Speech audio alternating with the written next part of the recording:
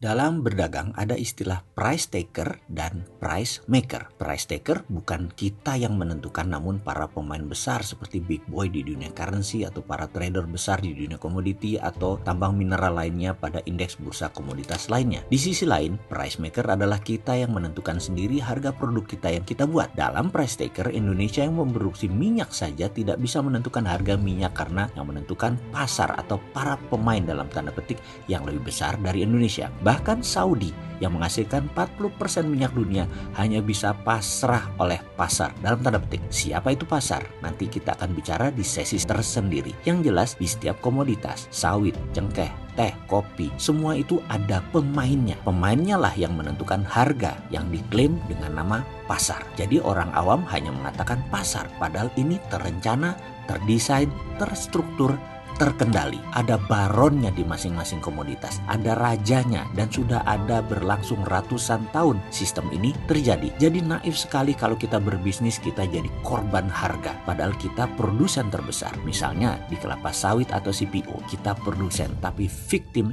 sistem tak bisa menentukan harga. Kita produsen tapi jadi price taker. Begitu juga di komoditas teh, kopi, bagi Indonesia. Ya, beginilah kalau negara itu tidak berdaulat. Coffee bean, biji kopi, kita menjadi price taker. Sekarang kita ilustrasikan. Misalnya 1 kilo saat ini adalah Rp100.000 per kilo. Setelah di roast jadi Rp150.000 per kilo. Dan itu harga umum. Kita hanya bisa untung 10-20% jika kita petani kopi tentunya. Ketika digiling dan dipilah dengan mutu bagus, mutu sedang, mutu rendah, maka mulai harga berbeda. Dan ini yang menentukan sudah pabrik produsennya. Dan ketika diberi merek mulai dari kapal api, kopi ABC hingga Nescafe, Dolce Gusto dan lain sebagainya, maka penentu harga ditentukan oleh sang produsen tergantung target pasar retail mereka. Di sini margin keuntungan bisa 20-30%. Ketika Starbucks masuk, ambil dari petani kopi bean, diproses hingga diseduh dalam bentuk cappuccino, frappuccino ditambah suasana nongkrong, maka dari bean melompat 3 lapis, melompati roasted, manufaktur,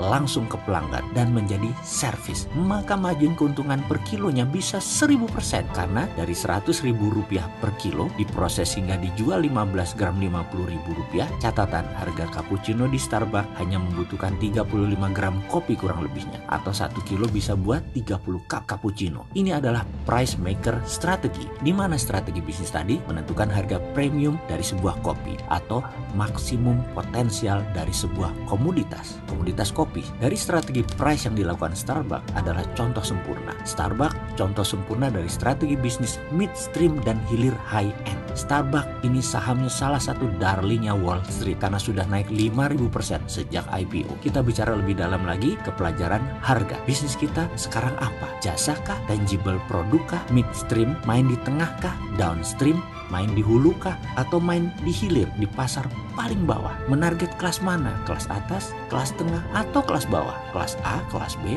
atau kelas C? Barang yang habis dipakai atau consumable good kah? Atau barang yang awet atau non-durable goods kah? Food dalam kemasan kah? Makanan siap saji kah? Yang jelas kita tidak bermain di pasar price taker.